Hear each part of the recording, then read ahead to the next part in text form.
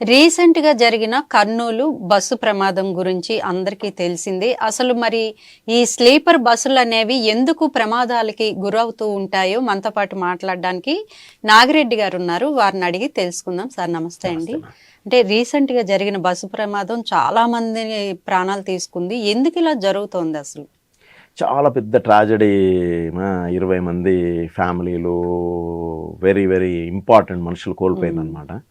So కొంచెం background చెప్పి యాక్చువల్గా దాన్ని పెద్ద అందరికీ తెలుసుమా ఇప్పుడు ఏం జరిగింది అన్నది, కానీ తెలియని డిస్కషన్ ఒక చిన్నది అసలు ఎట్లా జరిగింది అన్నది చెప్పి నెక్స్ట్ సొల్యూషన్ ఎట్లా తీసుకోవాలా అన్నది. సొల్యూషన్ ఎందుకు మాట్లాడుతున్నాం అంటే ఇప్పుడు ఇంటర్ సిటీ మెయిన్గా ఈ స్లీపర్ బస్సులు అన్నవి హైదరాబాద్ బెంగళూరు, హైదరాబాద్ ముంబై, హైదరాబాద్ కలకత్తా, లేకుంటే కలకత్తా ముంబై, ఇట్లాంటి లాంగ్ డిస్టెన్స్కి హైదరాబాద్ విజయవాడ అన్నదానికి లాంగ్ డిస్టెన్స్కి యూజ్ చేస్తున్నారు ఫస్ట్. ఇది ఒకటి ఎస్టాబ్లిష్ అయిపోయింది. గవర్నమెంట్ ఒకటి యాక్చువల్గా లా లేదు దాని మీద. గవర్నమెంట్ ఏమో హుడ్వింక్ అనమాట. ఓన్లీ ఇప్పుడు ఆర్టీసీ బస్సులు మాత్రమే తిరుగుతున్నాయి ఇంటర్సిటీ, ప్రైవేట్ బస్సులు అన్నవి లేవు. సో అసలు దీనికి ఏం ప్రాబ్లం లేదు అన్నట్టే ఉందన్నమాట. సో అది కూడా వాళ్ళు కూడా క్యాటర్ చేయాలి. మనుషులు లగ్జరీకి అలవాటు పడినా తప్పేమున్నదమ్మా. ఇప్పుడు ఇంటర్సిటీ ట్రావెల్ చేసేటప్పుడు నువ్వు ఎందుకు కూర్చొని పోవడం, పోయి స్లీపర్కి పోవచ్చు అన్నది. ప్లస్ ఇదేంటంటే పాయింట్ టు పాయింట్ ఉంటుంది అన్నమాట. నువ్వు పోయి రైల్వే స్టేషన్లో ఎక్కడం, ఇంకో దిగి రైల్వే స్టేషన్లో పోవడం బదులు కొద్ది మంచిగా సెంటర్ పాయింట్లు ఉన్నాయి, వాళ్ళు తీసుకుంటారు పోతారు అన్నది. కొద్దిగా ఇంటికి దగ్గరకు వస్తుంది, దిగడం కూడా మనకు కన్వీనియంట్గా ఉంటుంది అన్నది. సో దాది ఉందిమా. సో బేసిక్గా ఇక్కడ ఏంటంటే ఇప్పుడు ఒక యాక్సిడెంట్ అయ్యింది అన్న దానివల్ల ఇవన్నీ స్టాప్ అవుతున్నాయా లేదు, ఇవన్నీ ఈ స్టేజ్లోనే ఉంటాయా లేదు, ఇంకా రేపు పెరుగుతాయి, ఇంకా రేపు రిక్వైర్మెంట్ ఎక్కువ అవుతుంది. సో దానికి ఈజీ కంపల్సరీ సొల్యూషన్స్ గవర్నమెంట్ తరఫున ఏంది, ప్రైవేట్ ఆపరేటర్లు ఏంది, ఇండివిజువల్ ఎవరైతే దాంట్లో ఎక్కుతున్నారో వాళ్ళు మా చనిపోయేది, గవర్నమెంట్ ఇంకోరు కాబట్టి వాళ్ళు తీసుకోవాల్సిన ప్రికాషన్స్ ఏంటి అన్నది మాట్లాడదాం. సో ఇది యాక్చువల్గా స్లీపర్ బస్సుమా. దానికి ఇప్పుడు ఒకవేళ వాళ్ళ మీద కేసు పెట్టాలా అంటే వాళ్ళ తరఫు నుంచి లీగల్గా రిక్వైర్మెంట్లో ఏ చిన్న గ్యాప్ కూడా లేదు. అది ఎక్కడ రిజిస్టర్ అయింది అని వదిలేస్తే డమండియూలో పక్కా రిజిస్టర్ అయింది ఆర్టీఓలా. సో దానికి సేఫ్టీ సర్టిఫికెట్ ఉంది 25-26 వరకు. మొన్న రీసెంట్గా చెక్ చేసిన ఆర్టీఓ సర్టిఫికెట్ ఉంది, ఫీజు ట్యాక్స్ పే చేసిన కమర్షియల్ సర్టిఫికెట్ ఉంది, ఆల్ ఇండియా పర్మిట్ సర్టిఫికెట్ ఉంది. సో లీగల్గా అసలు ఒక్క చిన్న గ్యాప్ కూడా లేదు. ఎందుకంటే మనం 12 years బ్యాక్ పోతే ఇంతకుముందు కూడా ఒకటి ఇట్లాంటిదే పెద్ద డిజాస్టర్ జరిగింది. అప్పుడు యాక్చువల్గా లీగల్గా చాలా పెద్ద తప్పులు ఉండేమా. ఇప్పుడు మనం దానికి వెనకాలకు పోదు. ఒరిజినల్గా అసలు అది బస్సే కాదు, దాని చాసెస్ని తీసుకొని వచ్చి లారీ కావాల్సింది, దాన్ని బస్సును చేసిండ్రు అన్న దగ్గర నుంచి డిస్కషన్ ఉంది. మాదే పేరు మీద 2 ప్లేట్లు నడుస్తున్నాయి, అదంతా అక్కడ వద్దు. సో ఇది అట్లీస్ట్ లీగల్గా పర్ఫెక్ట్గా ఉంది. హైదరాబాద్ బెంగళూరు మధ్యలో ఆపరేట్ చేస్తుంది. అంటే ఒక 750 kilometers ఆపరేట్ చేస్తుంది. ఒక 2 years 1.5 year నుంచి నడుస్తుంది. బస్సులో ఏం ప్రాబ్లం లేదు, బస్సు పోతుంది వస్తుంది.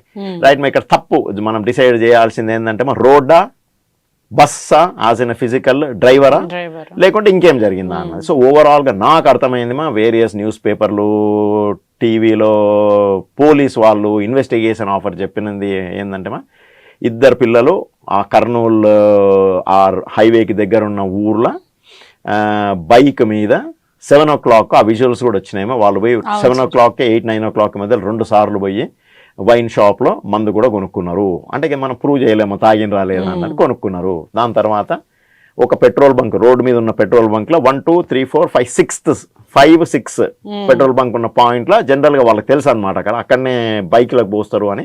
వాడు అక్కడికి వచ్చిండు, నిలబడిండు ఆ టైంలో just about 12 minutes before the accident. అక్కడ ఎవరు లేరు. సో వాళ్ళు 1 2లో పిలిస్తే మళ్ళీ వాడు బండి తిప్పుకొని పోయిండు. పోతుంటే కూడా ఆ విజువల్స్ కనిపిస్తుంది అనమాట, తూలుతున్నాడు, కింద పడుతున్నాడు అన్నది. 300 rupees ఫిల్ చేయించుకున్నారంట, అది కూడా వీడియోలో ఉన్నాయి. దాని తర్వాత పోయిన 12 minutesకి ఇక్కడ మన పెట్రోల్ బంక్లోనే ఈ బండి కూడా కనిపిస్తుంది. ఆ బండి కూడా ఎక్కువ స్పీడ్ పోవట్లేదు, అబౌట్ 70-80లో పోతుంది. 78 ఎక్కువ స్పీడ్ అంటే NH44లో 80 వరకు పర్మిటెడ్. సో ఆ స్పీడ్లోనే పోతుంది అనమాట, అదేం ఎక్సెసివ్ 120-150 ఆ స్పీడ్లో ఏం పోవట్లేదు.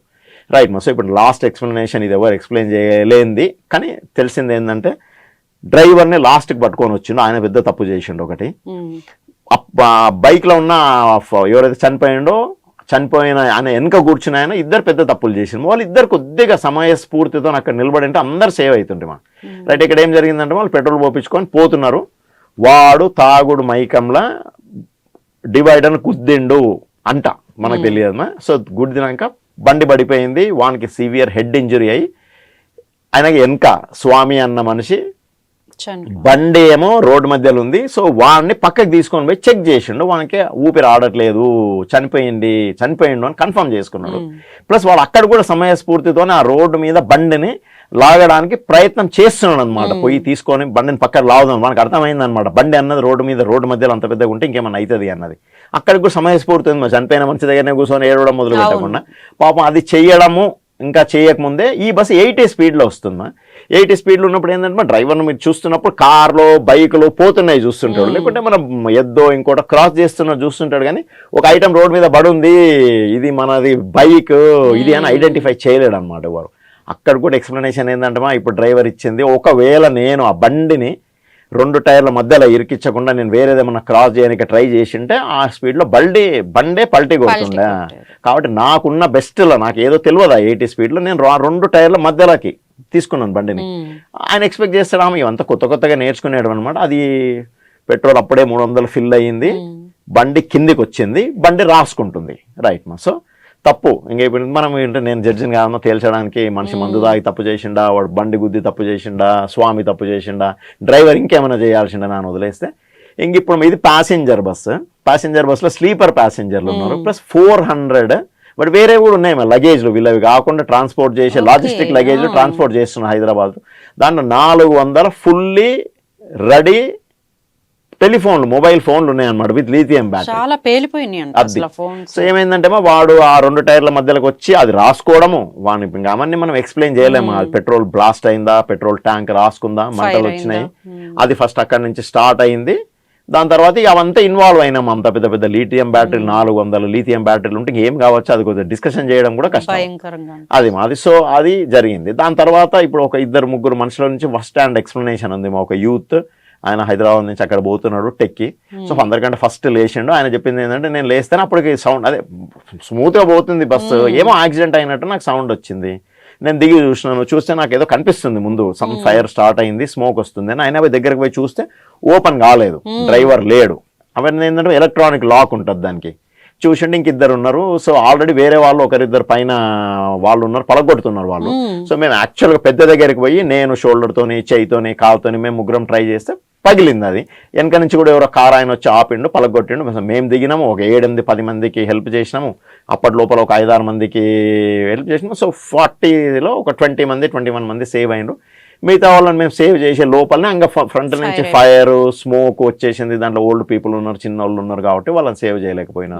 సో అక్కడ ఫార్చునేట్ థింగ్ ఏంటంటే ఒక 20 మంది సేవ్ అయినరు. వాళ్ళు క్లియర్గా చూపించిండ్రు, ఆయన క్లియర్గా చెప్తున్నాడు అనమాట. ఒక 5-6 మంది ఎవరు అద్దాలు వాళ్ళు పైన కింద ఉండేవాళ్ళు, పైన కింద వాళ్ళే పలగొట్టుకున్నారు, అట్లా దుంకేసిండ్రు. మేమేమో ఒక 10 మంది వెనకాల నుంచి పోయినాం. రైట్ మా. సో ఇప్పుడు ఇంకోటి క్వశ్చన్ మాట్లాడడం ఏంటంటే ఇప్పుడు ఈ ఇన్సిడెంట్ ఇంతకుముందు ఇన్సిడెంట్ అయినప్పటికీ ఇప్పటికీ బస్సులు ఇంకా పెరగకుండా ఎక్కకుండా ఉన్నారా అంటే బస్సులు పెరుగుతూనే ఉంటాయి. ఇంటర్సిటీ ట్రాన్స్పోర్ట్ ఇప్పటికి తగ్గదు, జర్నీలు అవుతూనే ఉన్నాయి. మనుషులు లగ్జరీకి అలవాటు పడ్డారు. ఇప్పుడు ఎవరన్నా ఇప్పుడు నేను కూడా ఇంత ఇంటున్నాను, ఎప్పుడన్నా నాకు స్లీపర్ బస్సెస్ ఎక్కకుండా ఉంటానా అంటే నేను ఎప్పుడు ఎక్కలేదు స్లీపర్ బస్, కానీ అవసరం ఉంటే ఎక్కుతారు అందరూ, అది. సో ఇంకోటి ఏంటంటే గవర్నమెంట్ ఏమో ఈ చిన్న ఆర్టీసీ, పల్లె వెలుగు, సిటీ బస్సులనే మునిగిపోయింది. వాళ్ళేమో ఆ క్వాలిటీ ప్రొవైడ్ చేయలేకపోతున్నారు. సో ఆ ప్లేస్లో ఒక పెద్ద మాఫియా, ఆ మాఫియాలు ఎవరెవరు ఉంటారు అన్నది మాట్లాడితే అదొక పెద్ద కాంట్రవర్సీ అవుతుంది. ఇదంతా మాఫియాల ఈ బస్సు ట్రావెల్స్ పెట్టుకున్నారు అనమాట. ఓకే మా, అది మనకు అవసరము, ఇంటర్సిటీ ట్రావెల్ కావాలా, లగ్జరీ కూడా కావాలా. సో ఇవి యాక్సిడెంట్ అవాయిడ్ చేయగలుగుతామో చేయలేము. ఆ మనిషి తాగి బండి తప్పు చేసిండు అంటే అట్లాంటి వాళ్ళు రాకుండా ఉంటారు. రైట్. సో ఇప్పుడు సింపుల్గా విషయం ఏంటంటే ఎక్కడన్నా కానీ ఈ నెక్స్ట్ బస్సులు లేకుంటే ఇప్పుడు ఉన్న బస్సులు 2-3 పెద్దవి ఎగ్జిట్లు పెట్టాలా ఫస్ట్.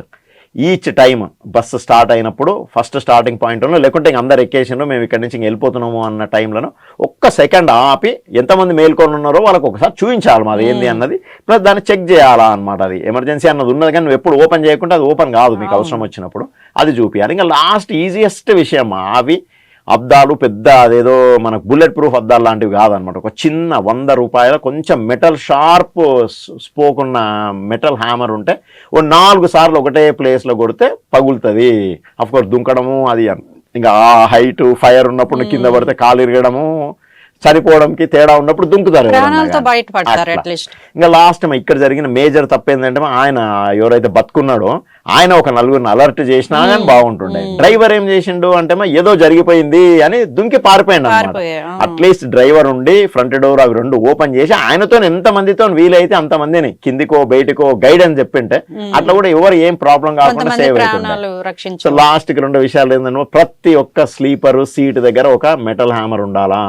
ఇంకో లాస్ట్ అన్నిటికంటే చిన్న విషయం, చిన్నవి కూడా వస్తున్నాయేమో ఈ మధ్య, ఫైర్ ఎక్స్టింగ్విషర్ అట్లాంటిది ఒక్కటి పెట్టుకొని డ్రైవర్ ఒకే పోయి నేను జైలుకి పోతాను చంపేస్తాను ఆయన భయపడింది అనమాట. భయపడి అంతా వదిలేసిపోయే వరకు ఆ ఫ్రంట్ అంతా లాక్ అయిపోయింది అనమాట. ఆయన కొంచెం సమయస్ఫూర్తితోనే ఆయన దగ్గర అదొక్క చిన్న గ్యాడ్జెట్, ఆ ఫైర్ గ్యాడ్జెట్ ఉంటే ఎంతకంత ఆపడం ట్రై చేసింటే అప్పటి లోపల దుంకడం ఇంకోటో చేస్తుండ అనమాట. సో గవర్నమెంట్ మనిషి మందు తాగడము, ప్రైవేట్ బస్సు డ్రైవరు ప్యాసింజరు అందరిది తప్పదు మాది. ఇంకోటి లాస్ట్ దీనికి రిలవెంట్ కాకుండా ఈ మధ్య విషయం ఎట్లయిపోయిందంటే ఎవడన్నా మనిషి కింద పడిండు రోడ్డు మీద, ఎవరన్నా హార్ట్ అటాక్ వచ్చింది అంటే అందరు వీడియోలు తీయడానికి రెడీ అవుతున్నారు. ఒక 10 మంది పక్కన చేసేవాళ్ళు కానీ ఆ వీడియో పక్కన పెట్టి ఎవడన్నా హెల్ప్ చేద్దామా అన్న మనిషి థాట్ రావట్లేదు అనమాట. సో కామన్ పీపుల్ కూడా ఇది ఉన్నదన్నమాట. సో ఓవరాల్ గా ఇది ప్రికాషన్ తీసుకోవాలా. బస్సులు నడుస్తూనే ఉంటాయి. గవర్నమెంట్ ఇంకో కొత్త లెజిస్లేషన్ తీసుకురావాలా. మనుషులు మనం డబ్బులు కట్టి ఎక్కేటప్పుడు ఒకసారి చెక్ చేసుకోవాలన్నమాట, ఎమర్జెన్సీ డోర్ ఎక్కడ ఉంది, నా దగ్గర హ్యామర్ ఎక్కడ ఉందా అని. సో దీనివల్ల మనం నెక్స్ట్ ఇట్లాంటిది ఇంత పెద్ద ప్రమాదం కాకుండా, బస్సు ప్రమాదం అయింది ఇంకోటి అయింది కానీ ఇట్లా మనుషులది లైఫ్ లాస్ కాకుండా, ప్రాపర్టీ అది ఎన్నో కోట్లది బస్సు పోయినా పర్వాలేదు కానీ ప్రాపర్టీ అన్నది, మనుషులు అన్నది మళ్ళీ తిరిగి రారు. ప్రాణం అనేది చాలా ఇంపార్టెంట్. చాలా బాగా చెప్పారు సార్. Thank you. ఓకే.